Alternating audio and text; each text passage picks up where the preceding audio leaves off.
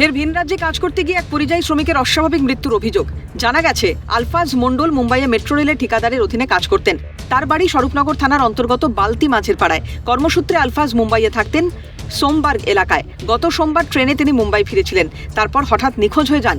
ওই দিন গভীর রাতে মুম্বাই পুলিশ রেল লাইনের ধার থেকে তার রক্তাক্ত ক্ষতবিক্ষত দেহ উদ্ধার করে। মঙ্গলবার সকালবেলা মৃতের পরিবারকে মুম্বাই পুলিশ দেহ উদ্ধারের খবর জানায়। মৃতদেহ ময়নাতদন্তের পর দেহ পরিবারের হাতে তুলে দেওয়া হয়। পুলিশ সূত্রে খবর, ময়নাতদন্তের রিপোর্টে দুর্ঘটনায় মৃত্যুর উল্লেখ আছে। তবে মৃতের পরিবারের দাবি, বাংলাভাষী বলেই ভিন রাজ্যে কাজ করতে গিয়ে আলফাজকে নানা সমস্যার সম্মুখীন হতে হয়েছে। হ্যাঁ, ওখানকার যেখানে কাজ করে ওরা বলছিল যে তোমার ভাই দুপুরবেলায় বাংলা ভাষায় কথা বলতেলো। ওরা বেশিরভাগ তো সব উত্তরপ্রদেশে কাজ করে, উত্তরপ্রদেশের লোক। বাংলায় কথা বলতেলো, তো হলো তোর ভাই একটু টেনশনে ছিল।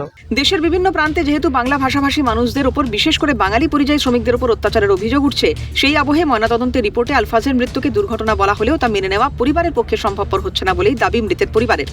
এবং এই বিষয়টা আমাদের চাইতে ভালো বলতে পারবে মহারাষ্ট্র প্রশাসন যদি সঠিক তদন্ত করে, এবং আমরা চাই সঠিক তদন্ত করে প্রকৃত কারণ বেরিয়ে আসুক। আমরা আশাবাদী ভারতবর্ষের সংবিধানের উপরে বা প্রশাসনের উপরে তারা সঠিক কারণটা বার করবে। এই ঘটনায় বিজেপি ও তৃণমূলকে একযোগে নিশানা করেছে সিপিএম। রাজ্যে বেকারত্ব প্রতিদিন বাড়ছে, তাই ভিন রাজ্যে কাজ করতে যেতে হচ্ছে। ভিন রাজ্যে গিয়ে আবার বাংলা ভাষায় কথা বললে অত্যাচারের শিকার হতে হচ্ছে, এমনই অভিযোগ করেছেন সিপিএম নেতা রাজু আহমেদ। কর্মসংস্থানের কোনো জায়গা নেই।